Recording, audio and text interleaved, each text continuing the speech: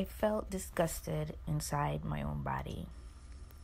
I wanted to step out of it, and at the same time, I wanted to pour love into it. I wished I could give it new skin. And sometimes it's like no shower can get you clean. He was my supervisor at work. The very first week at the job, he made lewd comments and asked questions about my sex life and relationship status, all while checking over my work to sign off on it. I did that nervous chuckle that us women learn to do early in life to avoid encouraging men while hopefully not provoking hostility in them. This continued until the day that I reported him. He would come up to me and to the other women in the department from behind while we were seated and hug us so that he could grab our breasts. We learned to alert each other whenever he was near so we could turn around and stand and give him that church hug. You know the one. He'd find every excuse to touch us and feel on us. He would slap me on my ass in front of other supervisors even. But the culture of that space was one where this was the norm. And so how do you change it? How do you, as a newbie, lowest on the totem pole, fix that? And let's face it, I was working because I needed this job. I was helping to pay my way through law school. When I finally lashed out and put an end to the interactions, I wasn't triggered by him assaulting me again. In fact, it was when he felt entitled to property of mine. He took up cupcakes that I had bought for my little cousins. And even then, it was a slow burn. I took them from his desk twice. The third time he walked in and took them up, I lost it.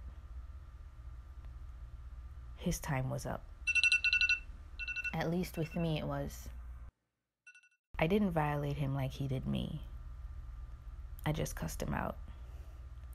All my anger and disgust from all I had endured came out. Actually, not all, but enough that he backed off. Then I reported his past impropriety to his boss.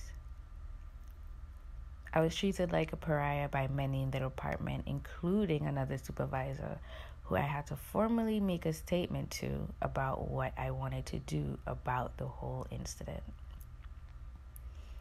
I didn't pursue it as far as it could go, for several reasons. I was about to leave the country for school. I also feared getting hurt. Jamaica is a small country. The world is a small place. He had a daughter, a son too, but it was his daughter that stood out in my mind because she was to leave high school for college soon, and I wondered about making her life harder by having her dad possibly lose his job. When more women came forward after I resigned, they just moved him to a new department so the disease could spread elsewhere. Some solution. I know there are different levels of assault, and as a society, there's a lot of unlearning that needs to be done. I do believe in rehabilitation for some perpetrators, if there's true remorse. But honestly, I don't care what happens to mine. I don't think about their betterment or destruction, or at least I try not to. I put my energy into me. Healing isn't linear, and the scars that you can't see are some of the hardest to care for because you never know when they've scabbed over or how to avoid reopening them. It is my hope to always be able to put myself together should I fall apart because of this again, even if that means asking for help to pick up the pieces. I stand loudly and silently with every other survivor.